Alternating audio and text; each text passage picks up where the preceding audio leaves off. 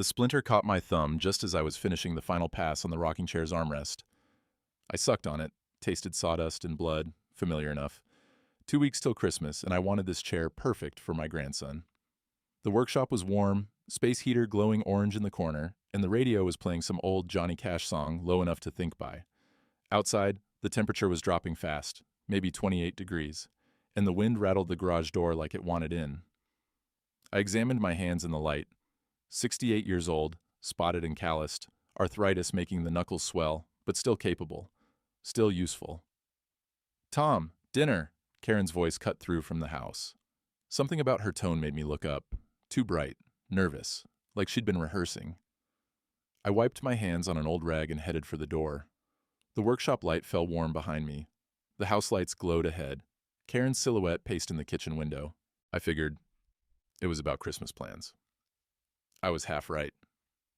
I washed my hands at the kitchen sink, the water running cold before it warmed up. Karen had set the table already, pot roast, my favorite, with carrots and potatoes the way I liked them. The smell should have made my mouth water. Somehow it didn't.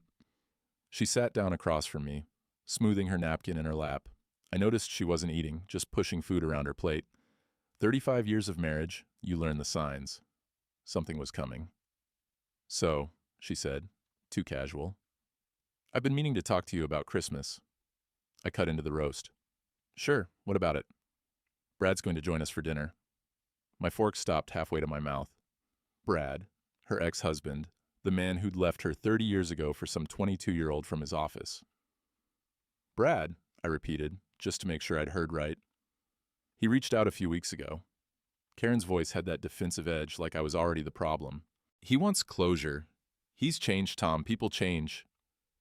I set my fork down. The pot roast was getting cold. "Why now? It's been 3 decades. Does it matter?" She looked at me then, eyes hard. "You'll be mature about it, won't you? I'd hate for this to be difficult." There it was. Somehow I was the one who needed to be mature. I was the one who might make things difficult. Never mind that she'd just invited her ex-husband, the man who'd broken her heart so bad I'd spent years helping her put it back together, to Christmas dinner. In our house, at our table. "It's just dinner," she added, like that explained everything. I stood up, didn't trust myself to speak. The screen door slammed behind me hard enough to rattle the frame. "Tom," Karen's voice followed me out. "Tom, don't be like this." I didn't answer. The porch was freezing. I hadn't grabbed a coat, just walked out in my flannel shirt, and the cold bit right through. 28 degrees, maybe colder with the wind, my breath fogged in front of my face. I paced the length of the porch, hands shaking. Not from the cold. There was an old cigarette burn on the porch rail, right where I used to lean when I smoked. I'd quit 20 years ago, when Jenny had Ethan. Didn't want the baby smelling smoke on his grandpa. I touched the burn now, the wood still rough under my fingers.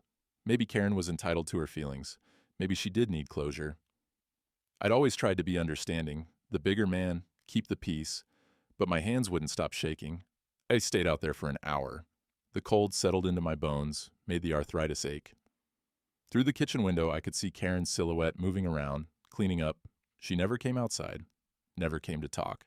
When I finally went back in, the house was dark, except for the bedroom. Karen was already in bed, her back to my side. I lay down carefully, trying not to disturb her. Around midnight, I heard the bathroom door close. Then her voice, low and careful, like she didn't want me to hear. I couldn't make out the words, but the tone was there. Conspiratorial, maybe laughing. Who calls someone at midnight? I lay there staring at the ceiling until dawn. Morning came gray and cold. I went straight to the workshop, didn't even make coffee. Needed my hands busy, needed the space. The phone rang around 10. Jenny. "Dad, Mom told me about Christmas dinner." I sanded the chair arm, didn't look up. "Yeah."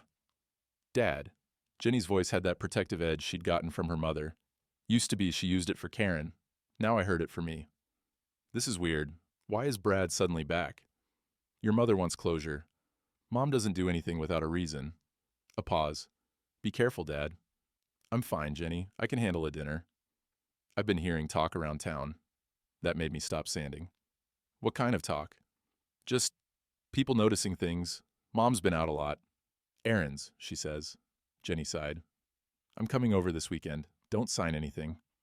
"Sign anything?" I set the sandpaper down. "Jenny, it's just dinner. Just promise me. I promise. After we hung up, I stood there in the workshop, the space heater humming, trying to figure out what she meant. Sign anything. Why would she say that? I went back in the house to grab lunch. The Christmas decorations were out. Karen had started early, but something was wrong. I walked over to the box by the tree, my handmade ornaments, the ones I'd carved from scrap wood over the years, each one dated, each one marking a Christmas. They were all set aside in a separate pile, wrapped in tissue paper, not on the tree, set aside, like they weren't going to be used this year, like maybe I wasn't going to be part of Christmas at all. I went to the grocery store Wednesday morning, figured if Brad was coming to dinner, I'd be the bigger man about it. Bought an extra ham, the good kind with the honey glaze, maybe some rolls, green beans, show Karen I could handle this with grace. The cashier rang me up. Lucy been working there 15 years, and she gave me this look. Sympathetic. Pitying. That's a lot of food, Tom. Big crowd coming. Family, I said. And a guest. Her hand patted mine, just for a second. You're a good man, Tom. I didn't understand why she said it like that. Like she felt sorry for me. Hardware store was next. Needed wood stain for the rocking chair. Ray was at the counter, 60-something, worked there since I could remember. Tom, he nodded. You doing okay?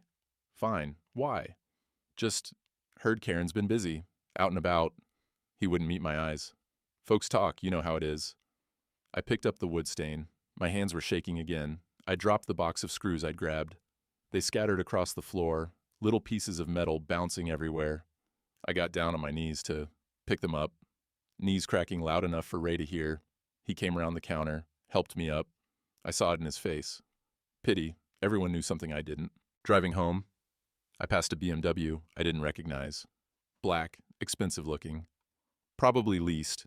It was driving slow past my house, the driver looking at the property like he was taking measurements. I slowed down, tried to get a look at him. 50-something, tan, sunglasses.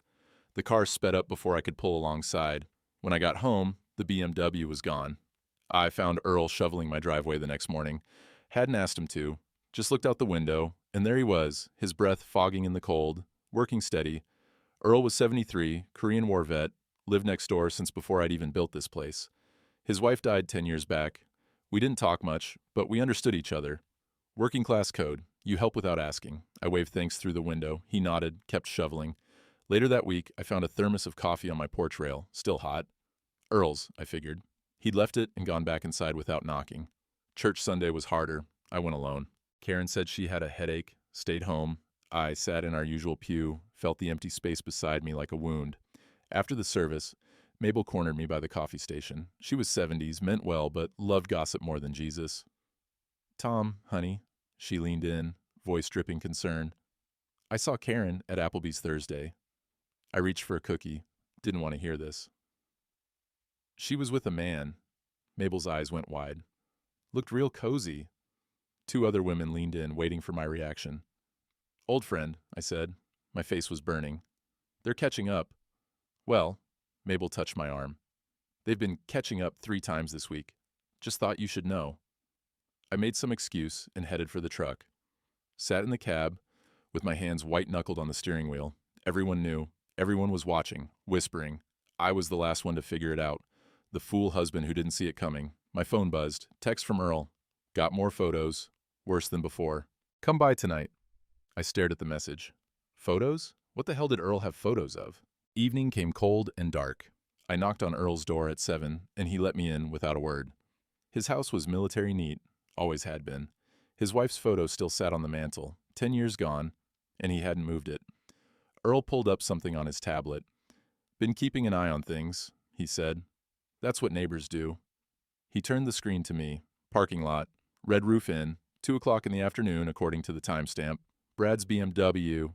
Karen's sedan beside it. Zoom shots, them standing by his car. Papers spread on the hood. I leaned closer. Even zoomed in, I could make out what they were looking at. Property deeds, blueprints, mortgage applications, a calculator. Another photo, them in the doorway of a motel room. Karen was laughing at something Brad said. Not touching, but close, comfortable, intimate. My hands shook, holding the tablet.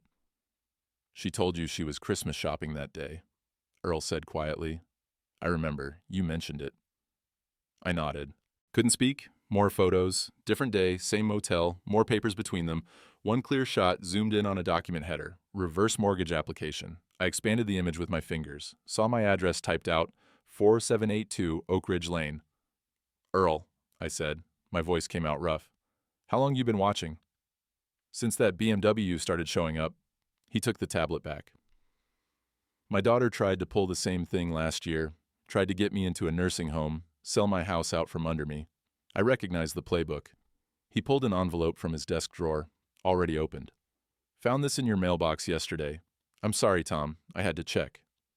Official letterhead, Pinnacle Home Solutions. Notice about a pending mortgage application approval. My name listed as applicant. I'd never applied for any mortgage. She forged your signature, Earl said. Didn't she? I looked at him. Wanted to defend Karen. Wanted to say there had to be some explanation, but I couldn't. Because deep down, I already knew. I drove home in silence. Parked in the driveway and sat there for 10 minutes, building up the courage to go inside. Karen was in the kitchen when I walked in, pretending everything was normal. She had her back to me, wiping down the counter. I dropped the photos on the table. They made a slapping sound against the wood. What were you doing at the Red Roof Inn? She turned around, and her face went white, then red, anger replacing shock in less than a second. You had me followed? Her voice went shrill. Who do you think you are? Answer the question, Karen. She grabbed the photos, looked through them quickly. Her hands were shaking now, too. Brad and I were planning to sell some old furniture from my mother's house. She dropped the photos back on the table. Not that it's any of your business. Furniture. I pointed at one photo, the zoomed-in shot. Those are property documents. Our house. You don't understand. Then explain it to me. She turned away, gripped the counter. When she spoke again, her voice was different, softer, tears in it. My mother is sick, Tom. Really sick. She needs to go into a nursing home, and I need money for her care. That stopped me. Your mother? Why didn't you tell me? I didn't want to burden you. She turned back, eyes wet. You're always so stressed about money. I thought I could handle it myself. We could have figured something out together. You never give me access to anything. The tears were gone now, voice cold and hard. Everything's in your name, the house, the accounts. I had to handle it myself. She pushed past me, headed for the guest room. The door slammed, the lock clicked. I stood there in the kitchen, papers scattered on the table, trying to make sense of it. Her mother was sick, needed care. Why wouldn't she tell me? Unless I searched the house. Didn't know what I was looking for exactly. Just knew something was wrong. In Karen's craft room, behind bins of yarn and fabric, I found an old photo album, wedding album, but not ours. I opened it. Karen and Brad. Young, maybe 25. Brad in army dress uniform, Karen in a simple white dress. Courthouse steps. They looked happy. Really happy. Inside the front cover, in Karen's maiden handwriting, forever, no matter what, KM, 1985. I sat down on the craft room floor, album in my lap. 30 years she'd had this, hidden it, kept it. She'd never gotten over him. I kept searching. Under a stack of magazines, I found a notepad, full page of signatures, my signature, over and over and over, some close, some way off, like she'd been practicing, trying to match the loops, the slant, the pressure. I heard her voice through the guest room door, muffled, but clear enough. He doesn't suspect anything yet. Pause. No, I showed him the photos. He bought the sick mother's story. Another pause, then laughter. By Christmas Eve, it'll be too late for him to do anything. I stood in the hallway, holding that notepad, listening to my wife plot against me. 35 years of marriage. And I didn't know her at all. Morning came and Karen left early, said she had errands, didn't look at me when she said it, just grabbed her purse and keys and was gone. I watched her car turn the corner at the end of the street. Then I went to the craft room.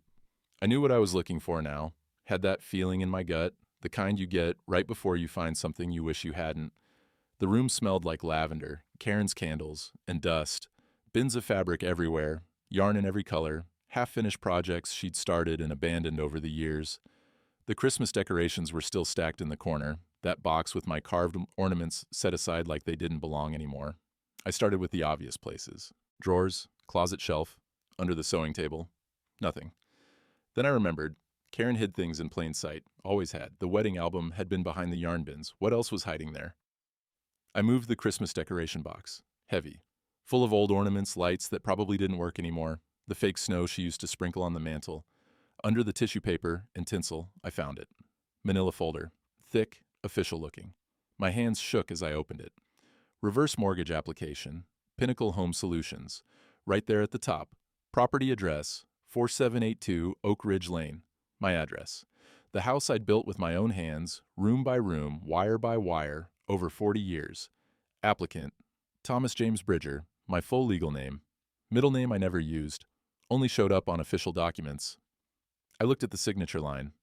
Thomas J. Bridger, in handwriting that looked like mine, almost, but the slant was slightly off, the pressure inconsistent. The G in Bridger looped wrong. Karen's practice had paid off, close enough to fool someone who didn't know my signature by heart. But I knew it, and this wasn't it. Application date, September 15th, 3 months ago, property value, $340,000. That was about right, maybe a little high. Loan amount, $200,000. I had to sit down, found Karen's desk chair, and dropped into it, the folder open on my lap. $200,000 against my house. The house I'd paid off 10 years ago, the house that was supposed to be secure, the one thing I knew I had. Lending company, Pinnacle Home Solutions, loan officer, Bradley Morrison, Brad. Of course it was Brad. I kept reading, listed purpose, medical expenses for family member, payment terms, due upon demand or sale of property. There was more, pages of fine print, disclosures, but one line jumped out at me, highlighted in yellow. In the event of default, property may be foreclosed within 90 days of application approval. September 15th, plus 90 days. I counted on my fingers. December 15th. Today was December 10th. 5 days. In 5 days, they could legally demand payment, force me to pay back $200,000 I'd never borrowed, money I didn't have.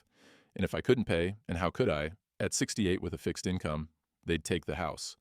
The folder slipped from my hands, papers scattering across the craft room floor. I couldn't breathe right. The room felt too small, too hot despite the cold outside. I gathered the papers with shaking hands. That's when I saw the payment schedule.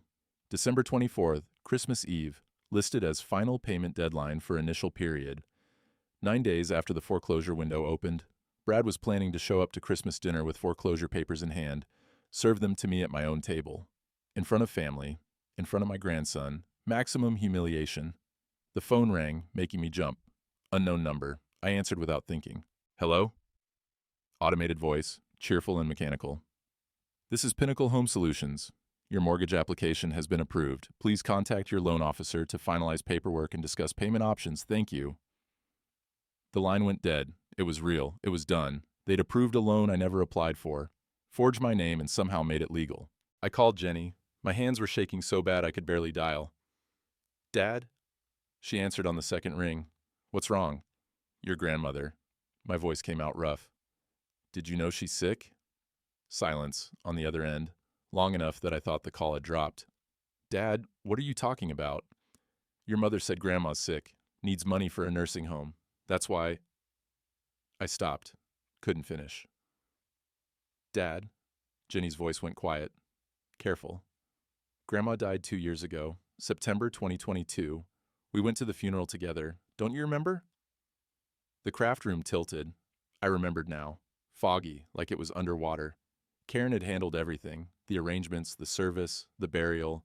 I'd just shown up and stood there while she took care of it all. Dad, are you there? Yeah. I pressed my palm against my forehead.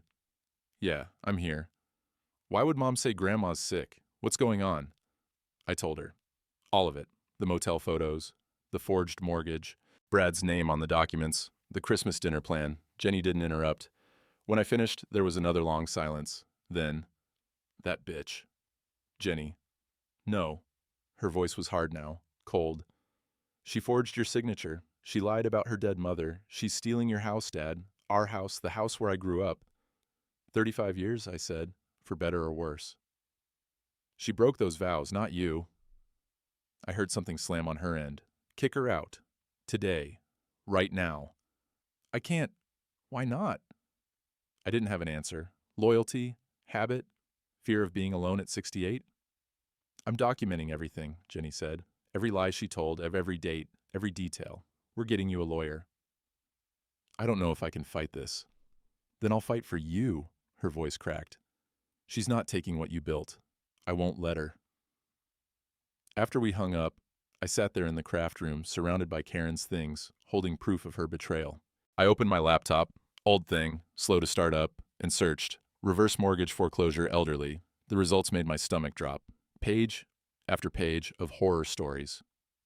Elderly homeowners, losing houses they'd lived in for decades.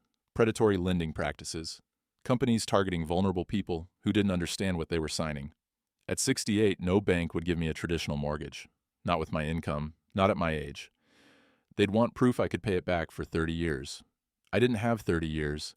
If I couldn't pay the $200,000 in 90 days, and I couldn't, not even close, I'd lose the house. The only option, prove forgery, void the loan. But could I do it in time? I stayed in that craft room for hours, spread all the papers out on the floor, made notes on the back of an envelope. Timeline. September 15th, mortgage application filed, Karen forged signature. September-November, Karen and Brad meeting regularly at motel. December 10th, today. I discover everything. December 15th, 90-day deadline passes, foreclosure becomes possible. December 24th, Christmas dinner invitation. I stared at that last date. 9 days after they could legally foreclose, Brad had planned it perfectly. Wait until the foreclosure window opened. Let me think everything was fine. Then show up to Christmas dinner with official papers and maybe a sheriff's deputy for backup. Announce it in front of Jenny and Ethan. In front of my grandson. Make it public. Make it hurt. Theatrical cruelty. I stood up, paced the craft room, looked around at this house. Every room told a story. Living room, I'd frame those walls myself, run the electrical through studs I'd measured and cut and hammered into place, hung the drywall, taped and mudded and sanded until the walls were smooth. Kitchen. I'd tiled that floor on my knees over a weekend, installed the cabinets, plumbed the sink. Karen had picked out the colors, but I'd built it all. This bedroom down the hall, Jenny was born there. Home birth, just Karen and a midwife and me holding her hand. Ethan's mother, born in this house. The workshop out back, where I'd taught that same grandson to change oil in a truck, to wire a switch, to measure twice and cut once. The oak tree in the backyard, Max was buried under it. Old Mutt, who'd lived 15 years. Ethan had been 8 when Max died, cried for days. We'd buried him together, just the two of us, and I'd told him it was okay to cry. Every memory, every molecule, every nail and screw and wire, mine, not theirs to take. It was close to midnight when I heard Karen come home. I'd been sitting in the dark living room, waiting. She went straight to the guest room, didn't even look for me. I walked to the door, knocked once. I found the mortgage papers. Silence. Then her voice, cold and clear through the door. Good. Then you know it's done. You can't stop it. I stood there, one hand on the doorframe. The house creaked around me, settling in the cold. 40 years of memories in these walls. We'll see about that, I said. I heard her laugh. Not a nice laugh. Mean. You can't prove anything, Tom. My signature's on those papers, too. We're married. I had every right. You forged my name. Did I? Can you prove that? Another laugh. You're 68 years old. Maybe you just forgot you signed them. Maybe you're getting confused. That's what everyone will think.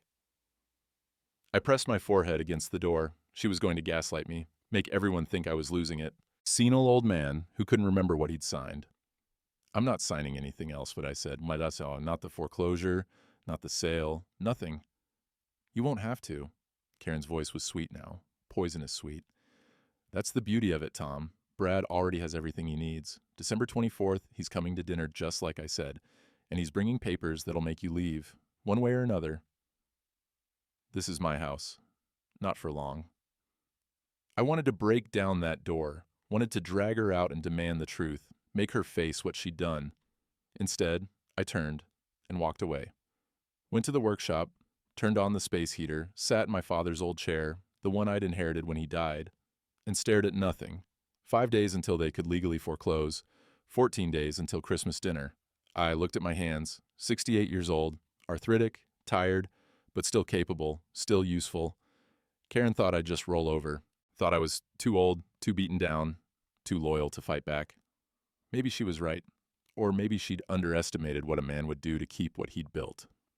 I tried, one more time the next morning, knocked on the guest room door before Karen could leave for her errands. Karen, we need to talk about this. Really talk. The door opened. She looked tired, but her face was hard, set like concrete. What's there to talk about? I found the reverse mortgage. You forged my name. I did what I had to do. We could have figured something out together, she laughed, cut me off sharp. Together? You never let me have any control, Tom. What are you talking about? You handle all the bills? Exactly. She stepped out into the hallway, got right in my face. You hand me your paycheck like I should be grateful, like I'm a child getting an allowance. I'm 64 years old and I have nothing in my name. The house is in both our names. Until now. Her smile was cold. Now it's going to be mine and Brad's. We'll flip it, Tom. I'll finally have real money. My own money.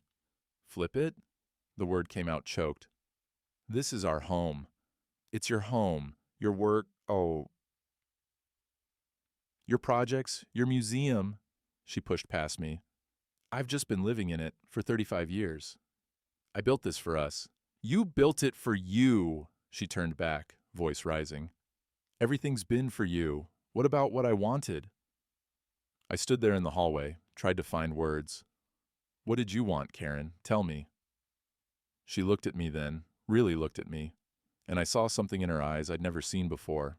Or maybe I'd just never let myself see it. Contempt. I wanted Brad, she said quietly. 30 years ago, I settled for you because I was scared and alone. The words hung in the air. Couldn't take them back now, couldn't unhear them. She saw that they landed, saw that she'd hurt me, and she didn't care. The guest room door slammed, lock clicked. I stood there for a long time. Then I grabbed my father's hunting jacket, the old canvas one that smelled like motor oil and memory, and went outside. 3 a.m, I was still on the porch. 15 degrees, wind chill below zero. The cold had stopped bothering me around midnight. Now I just felt numb. The coffee in my mug had frozen, ice forming a skin across the top. I couldn't feel my hands anymore, arthritis screaming in every joint, but I didn't move. I just sat there, wrapped in my dead father's jacket, staring at the house I'd built. I remembered teaching Jenny to ride her bike on this driveway. She was 6, scared, kept wanting to quit. I'd run beside her until my lungs burned, holding the seat, telling her I wouldn't let go. Then I did let go, and she didn't even notice. Just kept pedaling, laughing, free. I remembered burying Max under that oak tree. Ethan was 8, cried so hard he made himself sick. We dug the hole together, wrapped the old dog in his favorite blanket. Ethan had wanted to say a prayer, but he didn't know what to say. So I told him, just tell Max what he meant to you. And the boy had whispered, you were the best dog. I'll miss you forever. I remembered the first night in this house. No furniture yet. Me and Karen sleeping on the floor in sleeping bags, the walls still smelling like fresh paint. She'd laughed at something I said. Couldn't even remember what now. And the sound had echoed in the empty rooms. Was that real? Any of it? Or was she always just waiting for Brad to come back? My knees ached, hands so stiff I could barely make a fist. I was 68 years old, exhausted, losing weight because I couldn't eat, body giving out the same time as my marriage. Maybe I should just let them have it. Find a trailer somewhere, start over. But even thinking it made me feel erased. This house was proof I existed, proof I'd built something, provided something, mattered. Without it, what was I? Just an old man who'd been played by a woman who never loved him. Light flicked on in Earl's house. I looked over, saw him at the window silhouetted. He saw me too, saw me sitting out here in the cold like an idiot. He disappeared from the window. A minute later, his front door opened.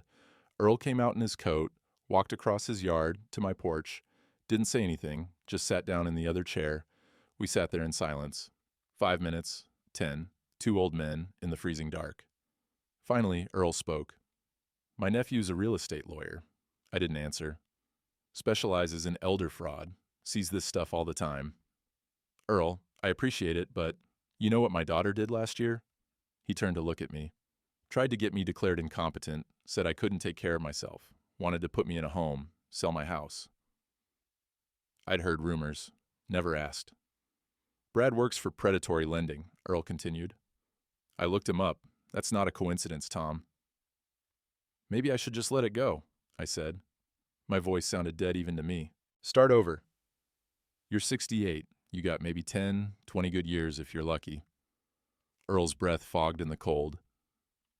You want to spend them in a trailer, working part-time at Walmart to afford rent? I didn't answer. What choice do I have?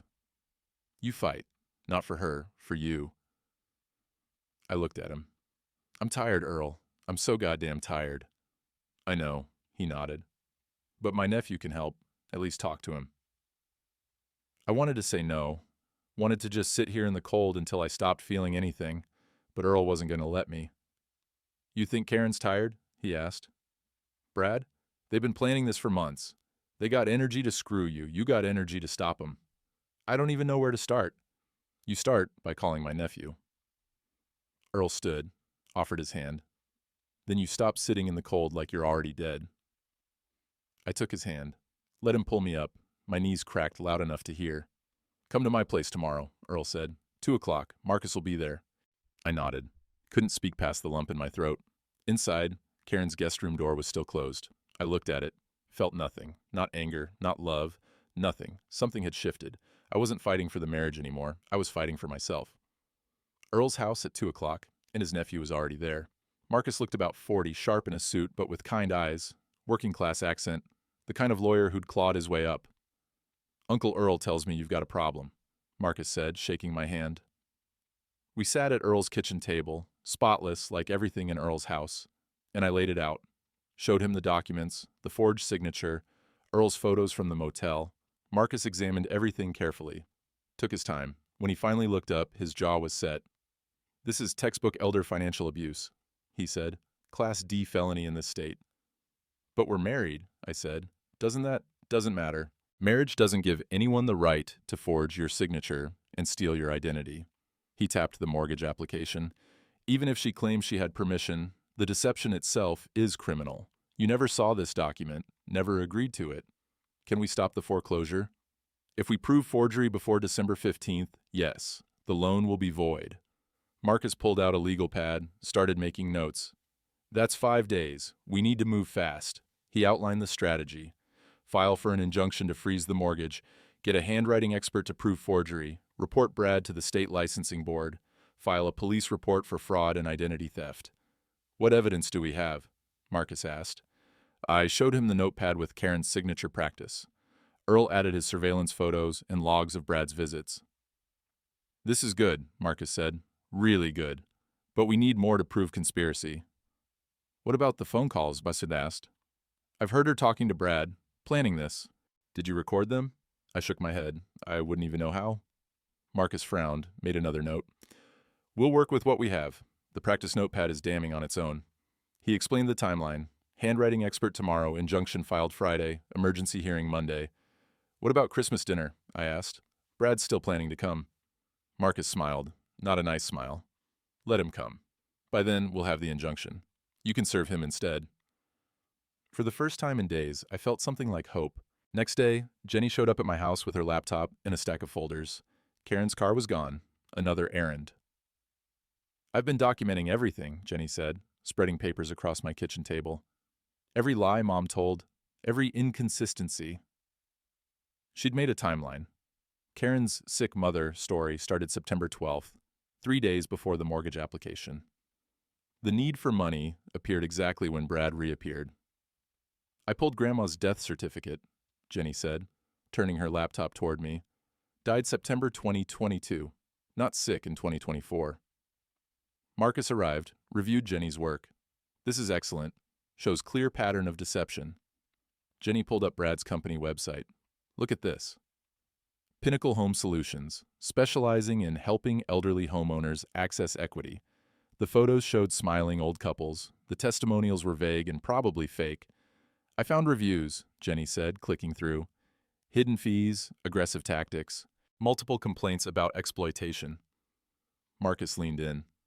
We'll submit this to the licensing board. Could cost him his job. Good, Jenny said. Her voice was hard. Marcus called Sheriff Frank, my old high school classmate, on speaker. Tom? Frank's voice came through warm. Hell yes, I'll help. Brad Morrison's a snake. We've had complaints about his company for years. I need you on standby Christmas Eve, Marcus said. Tom's planning a confrontation. I'll park outside. He needs me. I'm there in 30 seconds. After they hung up, Jenny squeezed my hand. Dad, you taught me what a good man looks like. Don't let her erase that. There was a knock at the door. My grandson, Ethan, 14, lanky, awkward. holding his smartphone like it weighed 100 pounds. "Grandpa?" His voice cracked. "Can I talk to you? Alone?" In the workshop, Ethan couldn't look at me. "I did something," he said. "I don't know if it was wrong." "Tell me, bud." He held up his phone. Old model, cracked screen. "I've been recording Grandma's phone calls." I stared at him. "What? Why?" "I heard her one night, talking about you, laughing." His voice broke. "It made me so mad." "How long have you been doing this?" 2 months. Since October." He showed me the phone. 47 audio files, all dated and labeled. Marcus appeared in the doorway. Jenny must have sent him. "Tom," Marcus said quietly, "this could be huge." "Is it illegal?" Ethan asked, scared now. "Am I in trouble?" "One-party consent state," Marcus said. "If you were present during the conversations, it's legal. Were you?" "I was in the hallway, outside her room. Gray area, but probably usable." Marcus looked at me. "Can I hear one?" Ethan's hands shook, pressing play. Karen's voice, crystal clear. "He won't fight back. He's too weak." Always has been. Brad's voice. "You sure? He built that house himself. Might have fight in him." Karen laughed. "Tom, please, he's a doormat. Safe and boring. I should have stayed with you 30 years ago." I felt the blood drain from my face. Ethan was crying. "I'm sorry, Grandpa. I didn't want you to hear that." I pulled him into a hug. "You did the right thing. You're braver than I've been." Back at Earl's house, safer than mine. Karen didn't have access. We gathered around Marcus's laptop. Me, Earl, Marcus, Jenny, and Ethan. "How many recordings?" Marcus asked. 47, Ethan said quietly. "Let's hear them." Recording 3, Karen detailing the timeline. "Once the 90 days pass, we serve the papers at Christmas dinner. Public. Humiliating. He'll be too shocked to fight." Recording 7, Brad discussing money. 340 house, we're in for 200, profit 140 minimum, split 50-50. Recording 12, Karen's resentment. 35 years I've wasted on a man who bores me to tears. Every day is the same. Workshop, dinner, TV, bed. No passion, no excitement. My hands clenched. I kept my face neutral. Didn't want Ethan to see how much it hurt. Recording 19, Karen mocking me. "He thinks he's so handy. Built the house himself. So what? It's still just a house, a prison." Recording 28, the worst so far. "My mother's not sick. She's been dead 2 years, but Tom won't check. He trusts me, idiot." Ethan was crying quietly. Jenny had her arm around him. Recording 33, Karen's fantasy. "Once we have the money, Brad and I are thinking Cancun, maybe Costa Rica, somewhere warm. Tom can rot in whatever nursing home takes him." I had to stand up, walk to the window, couldn't sit anymore. Recording 47, the most recent. "He found some papers. I had to lie about my mother. He bought it. We're still good for Christmas Eve." Marcus stopped the playback. "This is airtight," he said. "Intent, conspiracy, fraud, all documented in her own voice." "How many can we use in court?" I asked. My voice sounded far away. "All of them. This is elder abuse, financial exploitation, conspiracy to commit fraud." "That enough to stop the foreclosure?" Earl asked. "More than enough. This voids the mortgage and probably puts Brad out of business." "Criminal charges?" Jenny asked. "Possible. Up to the prosecutor, but there's a case." I turned from the window, looked at my grandson, this 14-year-old kid who'd been carrying this burden alone for 2 months. "Ethan," I said, "come here." He came over, still crying. "You're the bravest person I know," I told him. "You risked everything to protect me." I hated hearing her say those things, whilst he whispered, "I know, but you did the right thing." Marcus cleared his throat. "Tom, I have to ask, how do you want to handle Christmas Eve?" I looked at the evidence spread across Earl's table. The photos, the forged documents, the recordings. "Exactly as planned," I said. "Let Brad come. Let Karen set her table." "You're sure? This will be confrontational." "Good." I met his eyes. "I'm done being quiet." The next few days moved fast. Friday morning, the handwriting expert, elderly woman, 70s, former FBI analyst. She examined the practice notepad and the mortgage signature under a magnifying glass. "Definitive forgery," she said. "Pressure's wrong, hesitation marks, slant inconsistent." She signed an affidavit right there. Marcus filed the injunction Friday afternoon, called me at 5. Judge granted it, mortgage is frozen pending fraud investigation, emergency hearing set for Monday. After Christmas, I said. After Christmas, but you're protected now. Sheriff Frank called that evening. I'll be outside by 3:30 Christmas Eve, radio on, you need me, I'm there. I spent Saturday in the workshop, practicing, stood at my workbench, imagined Brad and Karen at the table, rehearsed what I'd say. You have 1 minute to leave my property. Too emotional. Try again.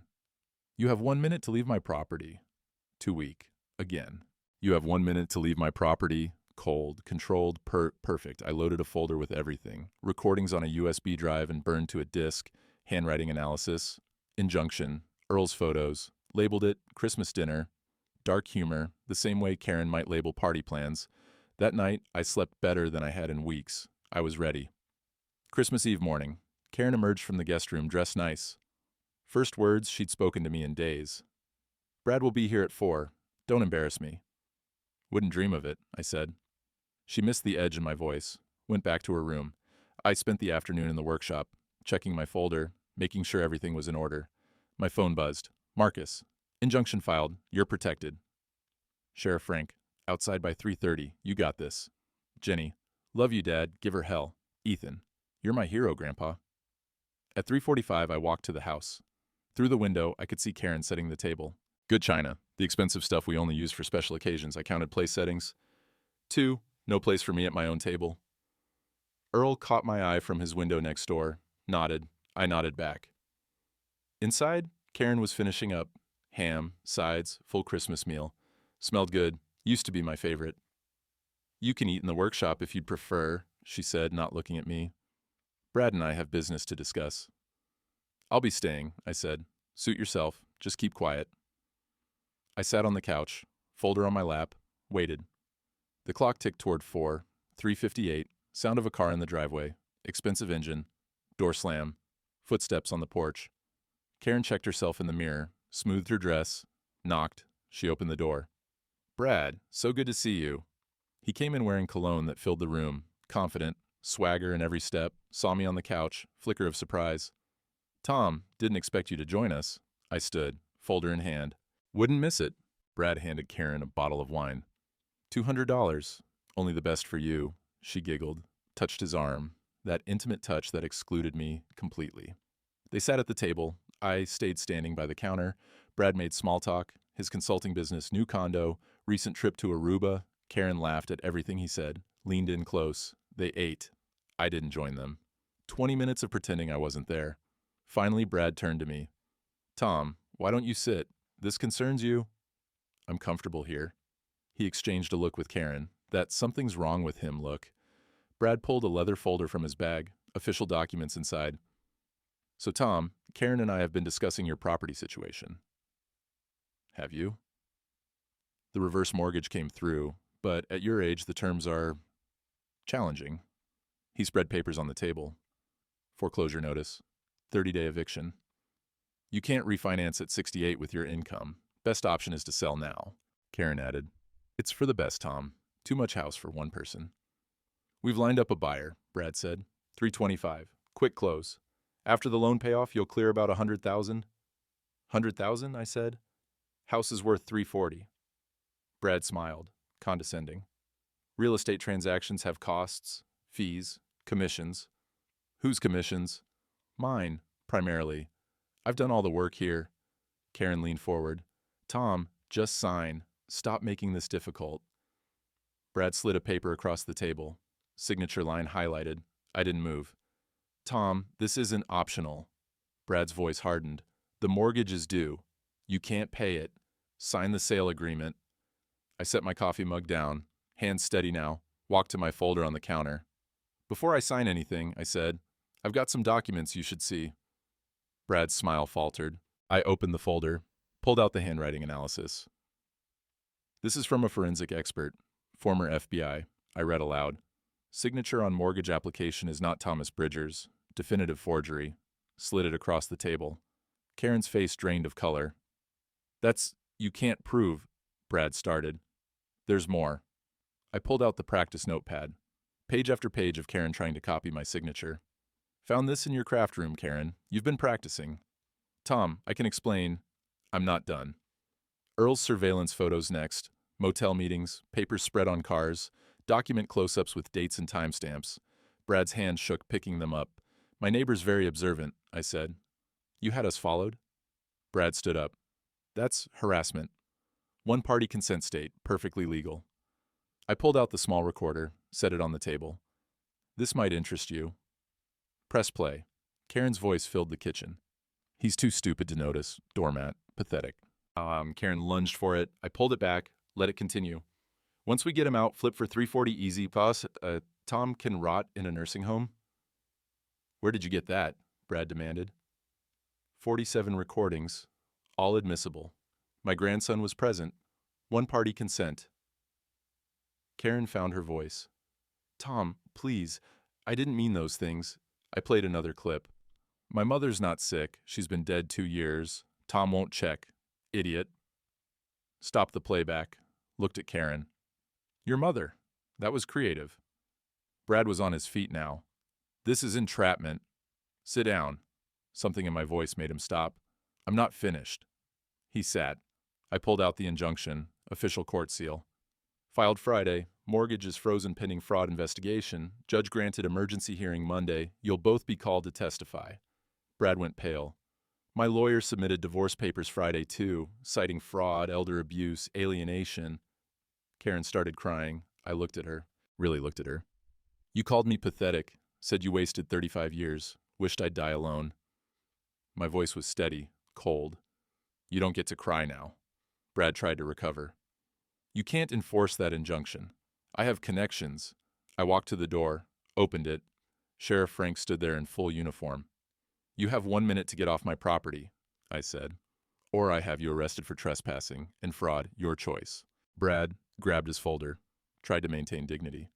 This isn't over. I'll sue for... You'll do nothing, Frank said. Licensing board's reviewing your company tomorrow. Multiple complaints about predatory practices. Brad's mouth worked. No words came. He headed for the door. Karen hadn't moved, still at the table. Tom, please. Her voice small now. Where am I supposed to go? I looked at her. 35 years of marriage, reduced to this moment. That's your problem now, not mine. I'm your wife. No, you're not. Not anymore. She tried to approach. I stepped back. Don't. Just don't. She grabbed her purse, her coat, mascara running. You'll regret this? The only thing I regret, I said, is not seeing you clearly 35 years ago. Frank escorted them both to the BMW. Brad's hands shook, starting the engine. Karen in the passenger seat, crying. They drove away. Taillights fading in the falling snow. Frank came back to the porch. You okay, Tom? I nodded. Couldn't speak. You need anything? You call. Merry Christmas. His cruiser pulled away. I stood alone on the porch. Cold air, snow falling soft and clean. Turned and looked at the house behind me. Warm lights in the windows. Complete silence. I went inside, locked the door. She didn't have keys anymore. Stood in the living room. Table still set with good china. Food untouched. Christmas tree lights blinking. The house silent for the first time in 35 years. I walked to the table, looked at those 2 place settings. No place for me in my own house. I swept them off the table. China shattered on the floor. Then I sat down, right there on the floor among the broken pieces. And I let myself feel it. All of it. January 8th. Marcus's office. He slid documents across the desk. Divorce finalized. Judge ruled in your favor. I signed. My hand steady, but my heart heavy. What does she get? Personal belongings. That's it. Fraud voided any claims to property. No alimony. Where'd she go? Moved in with her sister in Columbus. Didn't contest anything. Marcus closed the folder. Brad's under investigation. State board suspended his company. Could face criminal charges. Will he? 50-50, but his career's over either way. I stood to leave. Tom, Marcus said, you did the right thing, standing up for yourself. Doesn't feel right, I said. Just feels done. Driving home, I passed the church. Mabel was in the parking lot. Waved at me. I waved back. Small smile. The story had spread. Not gossip anymore. Respect. At home, I pulled into the driveway. The new sign I'd carved hung by the door. Built 1983, still standing, small reclamation, quiet pride. Inside, the house felt different. Emptier, yes, but honest. I'd changed the locks, packed up Karen's things myself, left them on her sister's porch, kept the house. Sunday dinners became routine. Jenny and Ethan arrived at 4 every week. Jenny cooked, wouldn't let me do it, and Ethan set the table. We ate together, talked about their week, Ethan's math homework, Jenny's work stress, normal things. After dinner, Ethan and I went to the workshop. Red wire here, black wire there, I told him, teaching him to wire a lamp. Always check twice before plugging in. He concentrated hard, tongue between his teeth, just like his mother used to do. Your grandma, I said. What she did was wrong, but it taught me something. What? Being alone isn't the same as being lonely. Being with someone who doesn't respect you, that's lonely. You're my hero, Grandpa. I didn't win, bud. I just didn't lose myself. He tested the lamp. It lit up. I did it! Yeah, you did. He called me 3 times a week now, more than when Karen was here. Earl stopped by every morning with coffee. We sat on the porch, warmer now, February thaw, and didn't always talk. Thursday nights we played rummy at his place, penny bets, kept score on a notepad. Thinking about getting a dog, Earl said one night. You interested? Maybe. Spring, though. Spring's coming. Ice is melting. Yeah, I said, it is. February evening, workshop. I was building a birdhouse for Jenny's yard. Small project, simple. The radio played Old Country. I knew all the words now. Phone buzzed. Jenny asking about Sunday. I texted back. Usual time, I'll make chili. Smiled. I was cooking again. Forgot I'd liked it. I thought about Karen, briefly. Couldn't help it. 35 years. Wondered if Brad made her happy. Doubted it. She'd never known what she wanted. Only knew what she didn't have. I knew what I had. My house, my name on the deed, my grandson's respect, my daughter's Sunday visits, Earl's coffee every morning, not what I'd imagined at 68, but real. Earl tapped on the workshop window, held up a deck of cards. I nodded, started closing up shop, turned off the light, same as always, but walked toward Earl's house this time, not my own. Different direction, new routine, the sky was clearing, stars visible, spring coming, snow melting off the roof, oak tree showing first buds. I paused between the workshop and Earl's porch. Looked back at my house. Lights on. Solid. Standing. Same house. Different meaning now. Not a museum of wasted years. Proof of survival. I'd built it once with my hands. Rebuilt myself with my courage. I was going to be okay. March evening. The workshop smells like wood shavings and coffee. I'm fixing a drawer from Jenny's old dresser. The slide mechanism's worn out. Simple repair. The kind I can do with my eyes closed. Been thinking lately about what I learned. What all this cost me. What it taught me. Silence isn't the same as surrender. Took me 68 years to figure that out. Sometimes being quiet is just strategy, patience, choosing your moment, then speaking up when it counts. Loyalty's a fine thing, but loyalty to someone who betrays you? That's not virtue. That's just self-erasure. Better to be alone and honest than together and invisible. I know that now. I used to think getting old meant getting powerless. Now I know it means knowing when to fight. And how. The right people stayed. Jenny, Ethan, Earl. Blood doesn't guarantee loyalty. Actions do. Some victories don't come with cheering, don't come with celebration, just come with the quiet satisfaction of waking up in your own house, drinking coffee from your own mug, walking on floors you laid with your own hands. I'm teaching Ethan what real strength looks like.